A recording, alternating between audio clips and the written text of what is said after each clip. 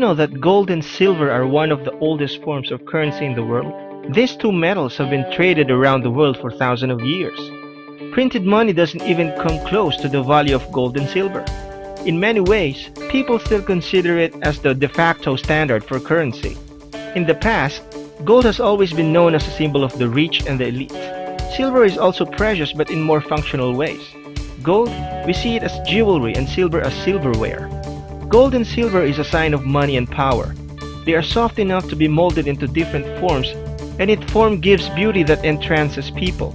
Unlike currency in the form of paper money, you can't print it out of thin air, so it is inherently valuable. The gold standard is what governments use as a comparison of currency. When a government is using the gold standard, it means that they are basing their currency and valuations on a worth equal to an amount in precious metals, namely gold and silver. The United States used to use the gold standard. In our next video, we will look at why the price of gold and silver is rising.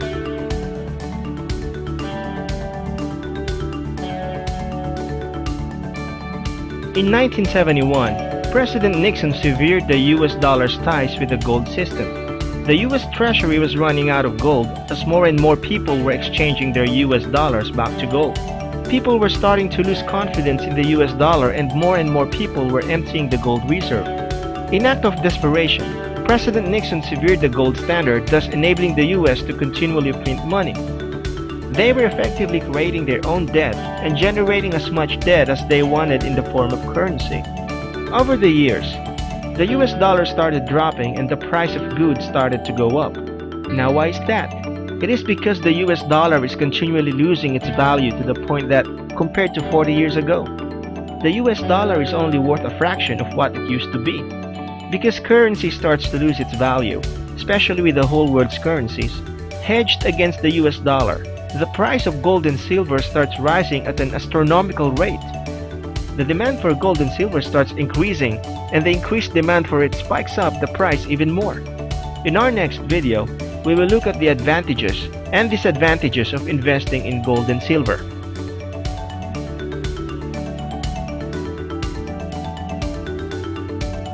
Advantages: preserve your wealth. Anyone can trade gold for any other currency if anything happens to a country's currency. Jewels are made of gold or silver can also be easily traded. You can find other buyers for your form of currency because gold and silver is a universal currency. Disadvantages: you can't easily liquidate your metals. You will need to find buyers. The spread can be high. In other words, you will pay a lot of commission to gold and silver sellers. It is a defensive strategy.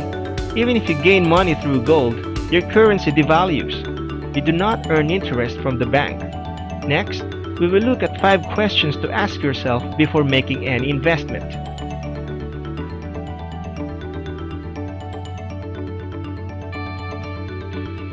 Am I looking for a quick cash, or am I in this for the long haul? Are the metals I'm buying genuine, real, authentic? Are you buying at a low or at high? Are you buying paper metals or real bullion? Have I diversified my portfolios enough? Don't put all your investments in one basket. In our next video, we will look at the psychology for any precious metal trade.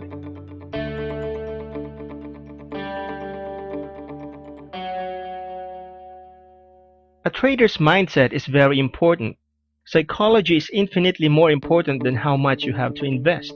A trader with little money but strong psychology is infinitely better than a trader with a weak mind and lots of money. Why is that?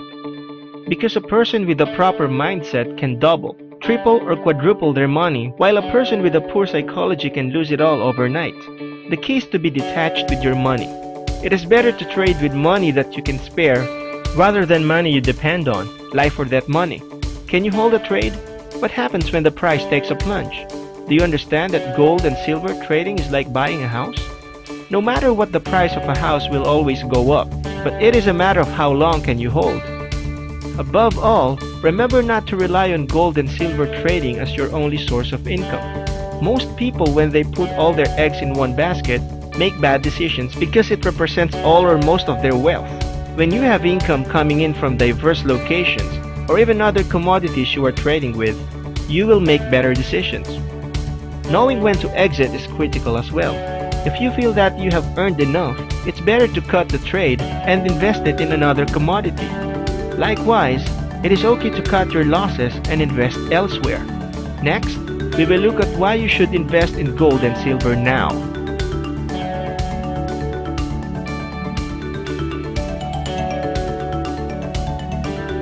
Start diversifying your assets. Do not trust in your local currency which fluctuates with events.